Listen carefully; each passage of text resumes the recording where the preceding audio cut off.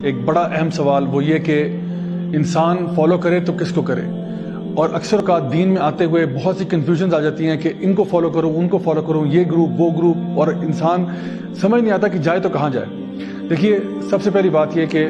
ہمارے اللہ سبحانہ تعالیٰ ہم سب کا ایک ہے، نبی کریم صلی اللہ علیہ وسلم ایک ہیں، اور قرآن مجید بھی ہماری سب میں ایک ہی ہے۔ اللہ سبحانہ تعالیٰ فرماتے ہیں قرآن مجید میں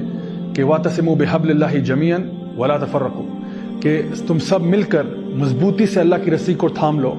اور ٹکڑوں میں نہ بٹنا، فرقوں میں نہ بٹنا۔ تو آج پھر ہمیں کیا کرنا چاہیے اس آیت کی روشنی میں؟ ہماری پوری کوشش ہونی چاہیے کہ جو بھی چیز اس پر ہم عمل کریں وہ یا تو اللہ تعالیٰ کی کتاب میں درج ہو، اللہ کی کتاب میں وہ حکم موجود ہو، یا پھر نبی کریم صلی اللہ علیہ وسلم کی وہ صحیح حدیث ہو، اور اگر وہ ہے تو الحمدللہ ہمیں اس کو فالو کرنا چاہیے۔ ایک کافی دل کو ہلا دینے والی حدیث ہے جو میں آپ سے آج شیئر کرنا چاہتا ہوں، اور یہ حدیث ابو داؤد، ترمذی اور دیگر بکس میں موجود ہے۔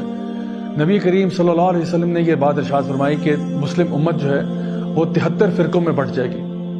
اور آپ نے فرمایا کہ یہ تمام فرقے جہنم میں ہیں ماں سوائے ایک کے۔ صحابہ نے پوچھا یا رسول اللہ یہ کون سا فرقہ ہوگا؟ آپ نے فرمایا وہ جو میرے اور تمہارے دین پر ہے۔ My dear brothers and sisters, یہ بات بہت ہی اہم ہے کہ جب آپ صلی اللہ علیہ وسلم نے یہ بات فرما دی کہ تمام فرقے جہنم میں ہوں گے، اس کا مطلب یہ نہیں ہے کہ وہ ہمیشہ ہمیشہ کے لیے ہوں گے۔ ان میں سے کچھ یقیناً ایسے ہوں گے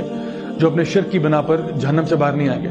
لیکن بے شمار ایسے ہیں جنہوں نے دین سے ڈیویٹ کیا، کسی نے کوئی بدعت شروع کر دی، کسی نے کوئی راستہ اختیار کر لیا اور اللہ اور اس کے رسول کا بتایا ہوا راستہ چھوڑ دیا۔